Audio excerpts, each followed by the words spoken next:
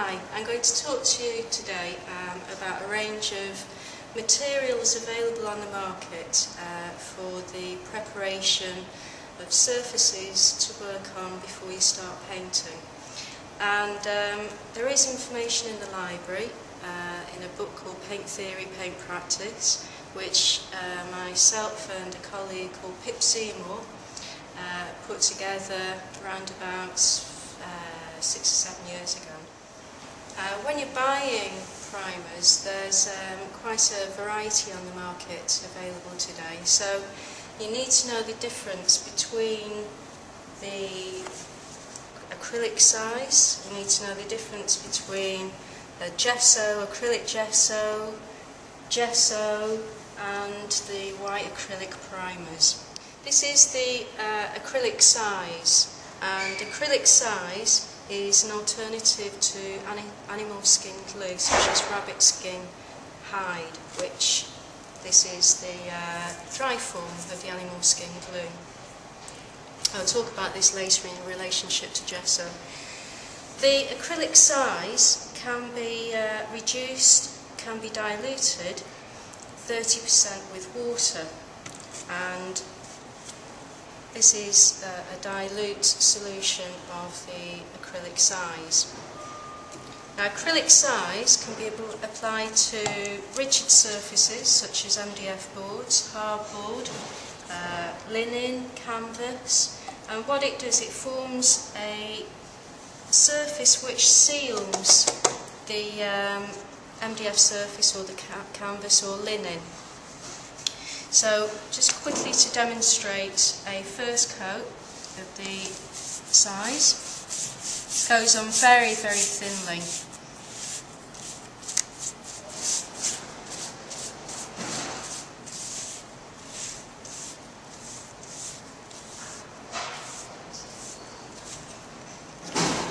As you can see, it's very thin. When that dries, this is actually a dried surface on this MDF. This, you can then add another layer of the acrylic size, but have it slightly thicker. So you could put 10% water with the acrylic size for the next layer. I do recommend that you use at least 3 to 4 layers. So each layer of acrylic size, you reduce in each layer the amount of water which is mixed with the acrylic size. Once the acrylic size is dry, whether it's on canvas or whether it's on linen or a rigid surface like MDF, you can then apply what I'm going to demonstrate to you now is an acrylic gesso. This acrylic gesso is very, very thick, and it's far too thick to apply as a first coat like that. So what you need to do is dilute the gesso with 30% water. The gesso is then just painted as neatly as you can in a thin initial layer. And because of the size underneath, the gesso isn't being absorbed directly into the surface of the MDF or the canvas or linen. Acrylic size is very, very flexible, so it can be used underneath gesso on surfaces such as canvas and linen. For the second coat of the gesso, as you can see here, is slightly thicker. It's less dilute than the 30% with water. So here I'm going to put a second layer of a thicker mixture of the gesso onto the board. Now, it's really important that when you're priming with gesso or white acrylic primer, that you follow a brush stroke of weft and warp. So that the first coat you can see here was put that way with the brush. Let that dry. Then for the second coat you apply the primer against the grain that you previously put down. Now the reason for this is because you don't want to build up consecutive layers of brushstroke, particularly in a thick primer such as a gesso primer. You don't want to be building up thick ridges of brushstrokes because they're very difficult to get sand out, and the grooves the brushstrokes leaves will collect paint, and that will interfere with the image. Gesso does have a very different surface quality as compared to white acrylic primer. Gesso has a slight absorbency to it, and it does have a bit more of what's called a tooth. So one of the benefits of gesso is it's very easy to sand down, so that you can get a very nice smooth finish to the gesso surface. And the other thing about gesso is it's because of the absorbency, you can build up initial layers of stains and glazes which get slightly taken up by the gesso surface. An important thing when you're using oil paints on top of acrylic gesso is that if you importantly use the acrylic size first on the support, it gives you extra protection from what's called strike-through.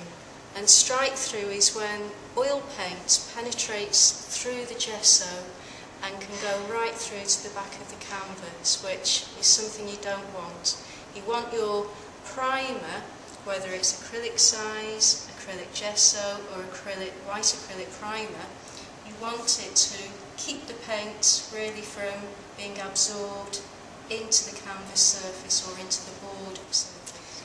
If you don't have any acrylic gesso, or Rob doesn't have any in stock downstairs, you can actually make your own substitute gesso by using modelling paste. Now this is a modelling paste by a French maker called PBO, and this is an acrylic modelling paste, and as you can see it's very dense, and it's got a high amount of gypsum added to this. So this, which is chalk, this can be added to acrylic primer, and this is a mixture that I've made which is roughly 15% of the modelling paste with the rest acrylic primer, and as you can see it's a very thick consistency.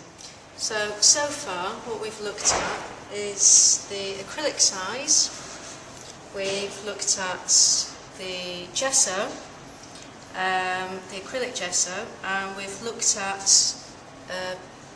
gesso, an acrylic gesso which you've made yourself by putting the modelling paste into acrylic primer, which does need diluting down more, 30% for the first coat, because it is incredibly dense. What we're going to look at now is the white acrylic primer, which Rob Chard should have downstairs available to buy in quantities up to 2.5 litres.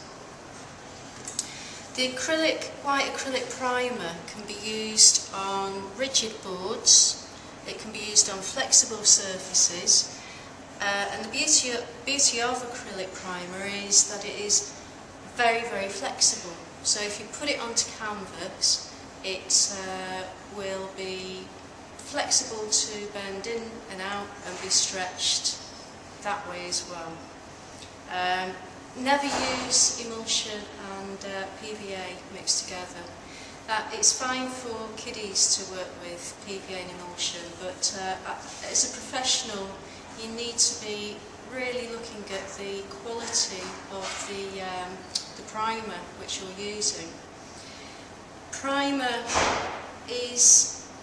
comes in different qualities, and the different qualities lead to different dilution rates. You can easily tell the quality of your acrylic primer by how thick it is. So this is a good quality, it's not the top end, but it's a good quality acrylic primer. Acrylic primer is very different to gesso, and gesso, as I said, is slightly absorbent and it's easy to sand down. So if you want a really smooth surface, you can sand down the gesso between each coat, and it's very easy because it's soft, it has a softness to it. So you can create very, very smooth surfaces by sanding very gently in between each layer that you lay down of the acrylic gesso. Now with acrylic primer, it's not as easy to sand down. So you do have to apply acrylic primer with great care. And the same as the gesso, when you're applying the acrylic primer, first of all, to your surface, whether it's board, a rigid surface, or canvas, or linen, you need to apply a first coat which is very, very dilute. Now this board has no acrylic size underneath. Acrylic size is important to use when you're using oil paints. For acrylic paint, you don't really necessarily need the acrylic size. So this is an example of a dilute version of acrylic primer straight into the board. Now that's dried off and it's given me quite a nice tooth now for a second layer of acrylic primer to be applied. So I would dilute this particular acrylic primer, which is one that you're probably very familiar with. I would dilute the next coat 25% with water. This is a really good example of a primed canvas. This has been primed with the white acrylic primer, and it's had 3 coats put on it. And the initial stretch of this canvas, you see it's nice and tall, it's like a drum. The surface quality of this is like a very nice watercolour paper. So the student whose particular canvas this is has taken great care in applying each coat of white primer, and this is a sort of surface which you need to try and attain when you're priming your own canvases. Please try and avoid the build-up of brush strokes in the primer. You need a nice anonymous surface which the paint can be then laid on.